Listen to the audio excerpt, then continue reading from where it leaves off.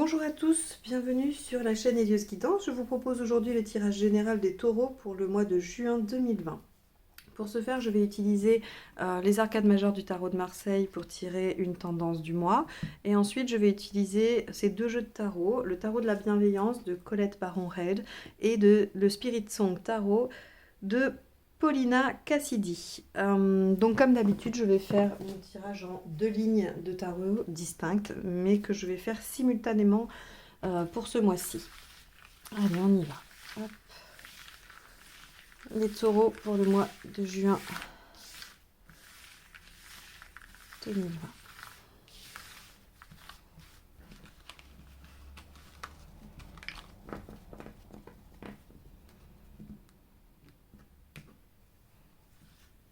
Allez, on va prendre celle-ci. Bon, la route fortune à l'endroit. Il semblerait que ce soit un mois où vous allez avancer, les taureaux. Donc, très bien, il y a des changements, des choses qui avancent. S'il y avait des situations bloquées, elles se débloquent. En tout cas, on est dans quelque chose de positif, hein, dans le mouvement, qui va de toute façon vers du mieux, vers du plus. Donc, on va aller voir comment ça se manifeste dans le tirage plus précisément. Alors, c'est parti, on y va pour les taureaux pour le mois de juin 2020. Allez, celle-ci a voulu tomber. Votre état d'esprit. Hop. Ce qui vous préoccupe. L'événement. Les aspects positifs. Les aspects négatifs. L'impact sur la sphère émotionnelle. Sur la sphère matérielle. Et enfin, général, vous, par rapport à vous, où vous en êtes dans votre cheminement. Et la dernière carte, là où la situation en sera à la fin du mois de juin. Alors ensuite, on y va pour la deuxième ligne de tarot.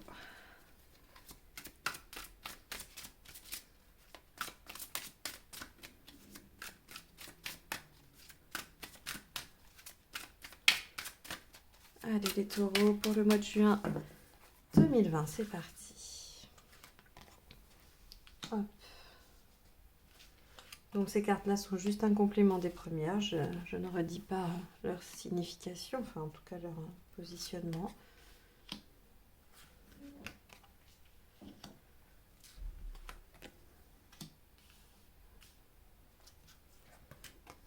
Voilà. Hop. Et hop. Alors je vais les retourner et vérifier que vous les voyez bien toutes.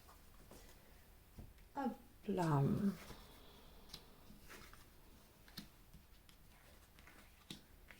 Ok.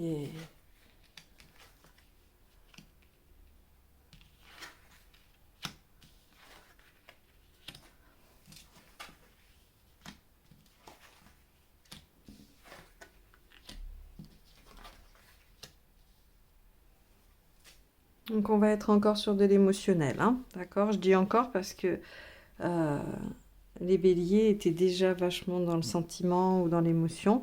Et là, je vois qu'en tout cas, sur cette fin de mois, si le début, c'est pas très marqué, la fin de mois, là, on va être... en tout cas, les conséquences vont être émotionnelles, vont être au niveau de ce que l'on ressent. Bon, alors, donc, cette route fortune, elle nous amène où? Elle nous amène où? Déjà, on voit hein, là, ici, qu'il y a un choix à faire. Hein, d'accord? Il y a un choix à faire, il y a des choses à lâcher. Bon, on va essayer de comprendre pourquoi. Votre état d'esprit, roi d'épée. Alors, le roi d'épée, qu'est-ce qu'il veut? Eh bien, lui, il veut que les choses soient logiques. Il aimerait se fier à tout ce qui est sûr. Il veut acquérir une position stable, sûre, avec un niveau social correct. Et il aimerait bien pouvoir briller par ce qu'il est et ce qu'il montre. D'accord? Avec un roi d'épée, on est là-dedans. On est aussi dans celui qui travaille beaucoup pour fuir les émotions. Hein. Donc si ça vous parle, ça, dans votre général, si vous voyez que vous tournez vraiment vers les activités professionnelles ou autres, hein, des activités, en tout cas, si vous êtes dans le faire plutôt que dans le penser, eh bien ça, c'est l'effet du roi d'épée. Néanmoins, votre état d'esprit est quand même au jugement. Hein. La carte 20, c'est le jugement. L'appel, c'est quand même, vous sentez qu'il y a quelque chose à réaliser. La carte du jugement dans le tarot de Marseille va évoquer tout ce qui va être la question de bilan dans un premier temps, et puis aussi ce qui va être la réactualisation des situations du passé. Vous allez aller rechercher dans votre passé si il y a des choses que vous souhaitez réactualiser. Ça peut être une ancienne vocation, ça peut être quelqu'un avec qui vous vous êtes disputé dans votre famille, dans vos amis et avec qui vous souhaitez renouer. Ça peut être quelque chose que vous avez laissé tomber, un projet, et que vous souhaitez réactualiser et remettre en route. Ça peut être aussi une relation amoureuse que vous avez perdue, laissé partir, je ne sais quoi, une séparation d'antan et vous souhaitez réactualiser cette relation. Quoi qu'il en soit, il y a ici quelque chose que vous allez aller chercher dans votre passé et que vous allez réactualiser. Ce qui vous préoccupe, le 4 d'épée et la papesse, la carte 2, l'arcane majeur 2 qui est la papesse ou la grande prêtresse. Ici, on voit qu'il y a des non-dits, on voit qu'il y a du silence, qu'il y a de la réflexion, qu'il y a de la pause, parce que le 4 d'épée et l'arcane 2 sont vraiment des cartes de silence et de pause. On est dans l'inertie, on est dans le non-faire, dans la réflexion, à la fois pour élaborer avec la grande prêtresse, et dans le 4 d'épée, on est juste dans le relâchement. Le 4 d'épée, vous savez, c'est le repos du guerrier entre deux batailles, où on arrête tout, toutes les guerres, qu'elles soient d'ego, qu'elles soient physiques, et on se repose, on attend. Donc, ce qui vous préoccupe, c'est cette longue période d'attente. Alors, soit vous étiez dans une dynamique de réactualiser un projet professionnel et vous vous dites, ça fait bien trop longtemps que je n'ai pas exercé ce métier, comment je vais faire pour pouvoir être à nouveau performant, ou alors oh ça fait tellement longtemps, j'étais tellement jeune, ou j'en sais rien, quelle autre excuse vous pourriez vous trouver pour en tout cas vous questionner sur ce laps de temps que vous avez laissé passer. Soit la personne que vous souhaitez recontacter, bien ça fait longtemps et vous vous dites elle ne va jamais accepter de me reparler, ou elle ne me pardonnera jamais, ou voilà. En tout cas c'est ça qui vous préoccupe, c'est comment faire pour réactualiser cette situation du passé. Alors les taureaux, je crois que ça fait bien 3-4 mois qu'il y a ces questions du passé qui reviennent. Et il n'y a que pour vous. Je n'ai pas d'autres signes où c'est si fort que ça. Et je pense que d'ailleurs dans la guidance annuelle, parce que j'ai pas mal de taureaux qui m'ont contacté, et donc c'est un petit peu ce qui anime votre année. Donc je pense qu'on va rester sur ça et on va essayer de voir un peu comment vous pouvez faire avec cette situation. Parce que clairement, ça fait aussi partie, on va dire, de vos caractéristiques. Vous êtes tellement attaché à ce qui tient, à ce qui est sûr, à ce qui est, on va dire, stable, que c'est pas du tout étonnant que les choses du passé viennent sans cesse vous titiller, d'accord? Et donc, bien, vous mettez aussi du temps à vous décider, vous mettez aussi du temps à vous engager, donc peut-être que des fois, vous laissez passer des choses. Et c'est peut-être ça qui vous titille. Parce que là, regardez, avec le 2 de bâton et le 6 d'épée, on a un choix de vie à faire. Ici, clairement, l'acte du mois de juin, c'est quelle vie je veux. Je vois bien que face à moi, j'ai 2 chemins, alors 2 ou plus, et je ne sais pas sur lequel aller. J'ai beaucoup de mal à renoncer, j'ai beaucoup de mal à lâcher prise. Le 6 d'air, le 6 d'épée, lui, il vous demande de lâcher prise. Il vous dit, il va falloir abandonner quelque chose. Là, clairement, vous n'allez pas pouvoir tout avoir. Donc, vous faites le choix. Je ne sais pas, il y a plein d'aspects possibles. Ça peut être matériel, émotionnel, pragmatique, ça peut être, je ne sais pas, moi, votre ego, ça peut être vos rêves, ça peut être plein de choses. Je ne sais pas ce qu'il y a à abandonner. Quoi qu'il en soit, il va falloir lâcher quelque chose, il va falloir renoncer à quelque chose pour pouvoir vous engager dans une de ces voies qui se présentent à vous. Vous n'avez pas le choix. Et donc, il va falloir prendre cette décision. Parce qu'avec le 2 de bâton, on a cet aspect quand même de décision à prendre. On est obligé. On aurait eu un 2 de denier, on nous dirait patience, les choses vont se décanter tout seul. Non, on a un 2 de bâton, le bâton il est dans l'action, c'est lui qui fait, c'est lui qui décide. Et là, vous êtes en train d'essayer de décider d'un point de vue purement mental. Peut-être que c'est ce qu'il faut, selon votre situation, je n'en sais rien. Quoi qu'il en soit, vous devez faire un choix. Ici, qu'est-ce qu'on nous dit? Dans les aspects positifs, c'est que vous avez la carte 8, donc qui est la force dans ce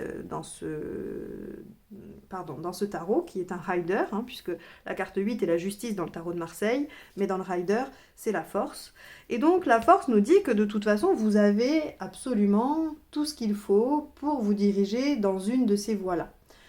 Il n'y a pas de mauvais choix, le tarot vous enseignera. Il n'y a jamais de mauvais choix, il y a un chemin à prendre et à voir où il nous emmène. Donc essayez un petit peu de relativiser les choses. Vous pouvez tout à fait commencer à prendre un chemin et vous rendre compte que finalement ce n'était pas le bon et c'est pas grave, vous prendrez la première sortie de l'autoroute dès que ce sera possible et puis vous changerez de route et changerez de direction. La vie est comme ça, on ne s'engage pas.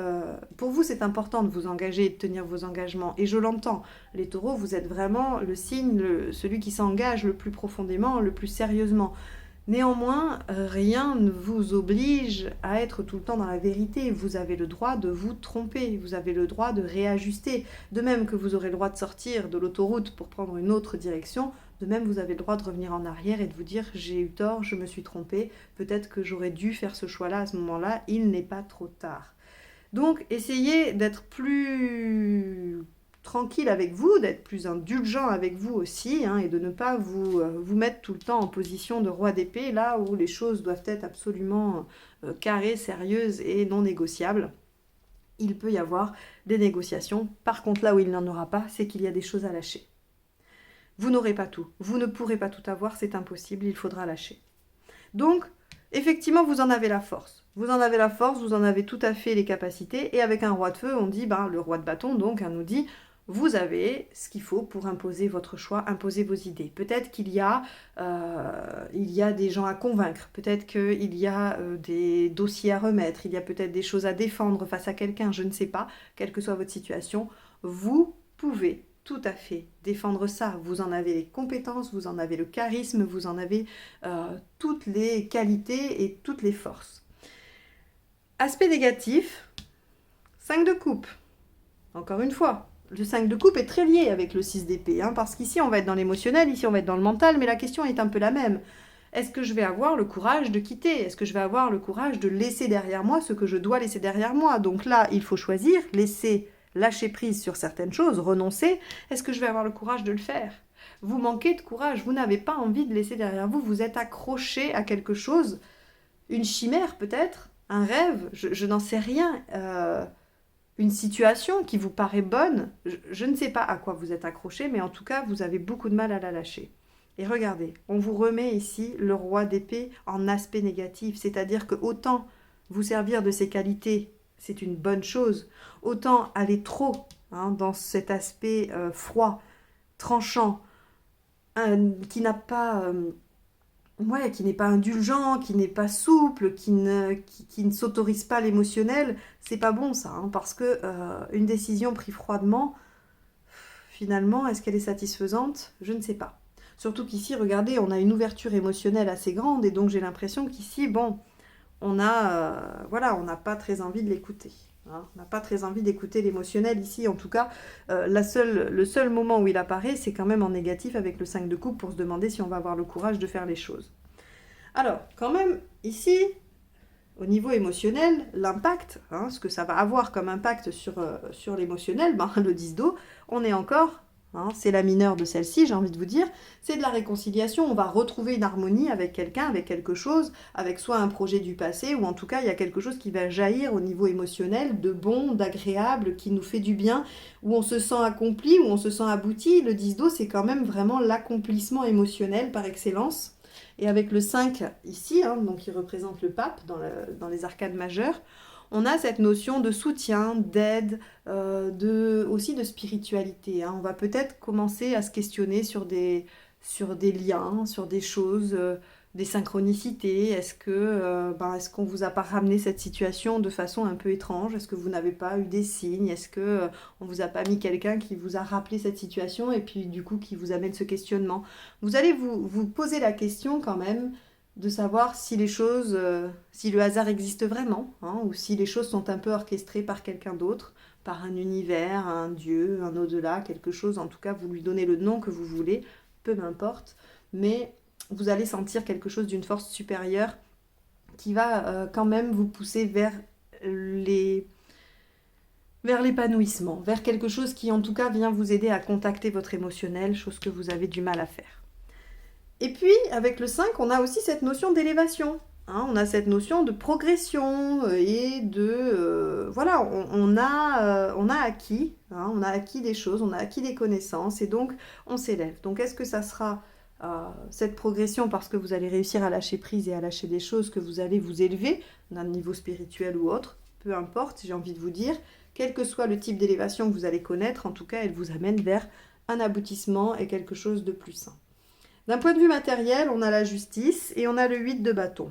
Alors là, très clairement, d'un point de vue matériel, avec la justice, on est dans quelque chose qui tranche, on est dans quelque chose de favorable, donc matériellement, a priori, on doit être tributaire d'une réponse. On doit être tributaire de quelque chose d'administratif, de quelque chose... Alors si ce n'est pas administratif, c'est en lien avec l'institution ou l'État, peu importe. Il y a ici quelque chose qui matériellement nous fait barrage, nous fait obstacle et qui nous empêche peut-être de réaliser les choses.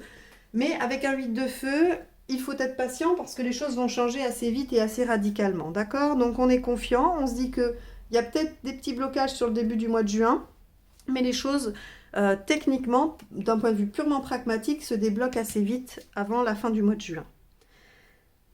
Vous, à l'intérieur, qu'est-ce qui se passe?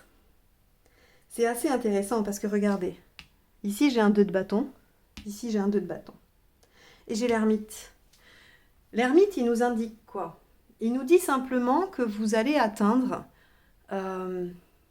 cet état de réflexion, de méditation par rapport à ce regard sur le passé, où vous vous questionnez. Vous allez en tirer toute l'expérience, vous allez en tirer toute la sagesse nécessaire et elle vous amène au choix. Donc en fait, si vous voulez, ce que vous avez à traverser là, ce que vous allez expérimenter au niveau émotionnel, va vous amener naturellement à faire ce choix.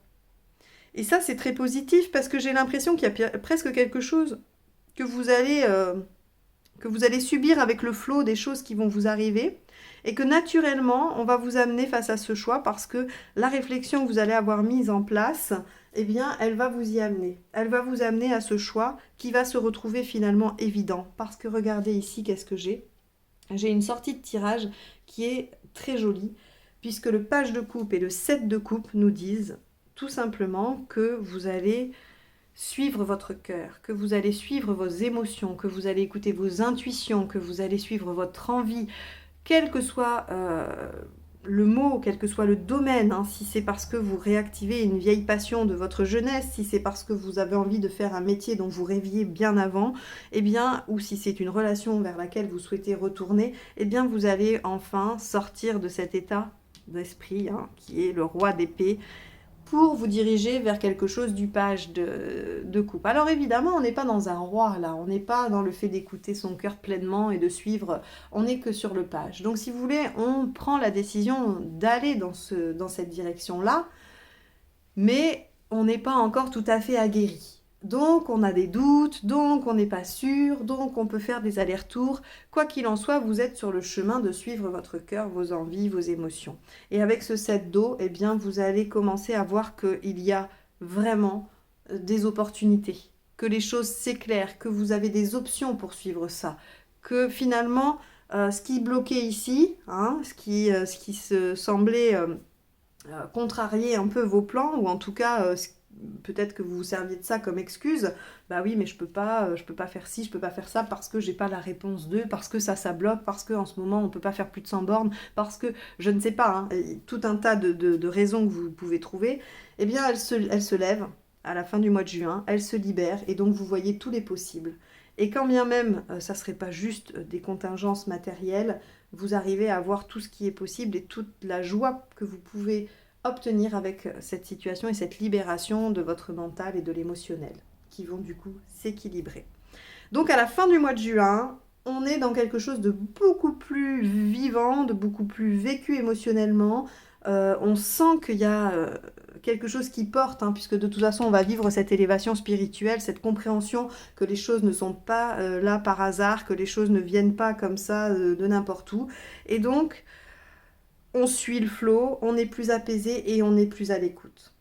Ok, bon, les taureaux, pour votre mois de juin, du coup, on est encore sur des questionnements sur le passé, c'est long, vous prenez du temps, C'est dans vos énergies, c'est comme ça que vous fonctionnez, c'est pas grave, on va suivre le fil, on verra bien ce qui se passe au mois de juillet. Mais là, voilà, on est encore dans ces énergies où on se questionne par rapport à derrière, à avant. Qu'est-ce qu'on a fait, qu'est-ce qu'on n'a pas fait, qu'est-ce qu'on voudrait faire, qu'est-ce qu'on a manqué, hein, quels sont nos regrets, quels sont nos remords. Quoi qu'il en soit, vous allez davantage suivre votre cœur. J'espère que ce tirage vous aura éclairé, aidé, donné des pistes de réflexion, puisque c'est son seul but. Et si vous l'avez aimé, n'hésitez pas à liker et à partager, voire même à commenter. Je suis toujours ravie de vous lire, même si je ne peux pas répondre à tout le monde. Si vous souhaitez une guidance personnalisée, n'hésitez pas à m'envoyer un mail, je vous renverrai les conditions. Et puis, ben, n'oubliez pas de vous abonner à la chaîne pour recevoir la notification des prochaines vidéos qui seront les tirages sentimentaux pour le mois de juin également. Je vous souhaite un bon mois de juin et je vous dis à très bientôt. Au revoir.